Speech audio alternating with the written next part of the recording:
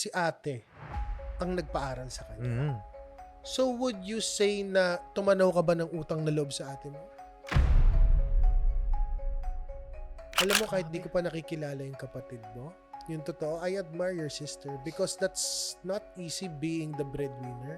Isipin mo yung para sa'yo, ibibigay mo pa sa pamilya mo. Minsan Yes. nagkukulang na nga eh. Kaya nga. Kaya, Ibigay mo pa. respect Willingly. ako. Lovingly. Yes. Makikita mo yung mga taong sinuswerte sa buhay. Grateful. Grateful and marunong mag-return ng favor. Hindi one way. Yeah. Diba? Ang galing. What goes around comes around. Around. Anong instance nung kabataan mo na naalala mo na, oh my God, akala ko okay kami, pero mahirap pala talaga Oo nga, kami. tama si Bray. Ano yung turning point sa boy mo? Shit, mahirap pala kami. Di pala kami mayaman or may kaya. Though at first,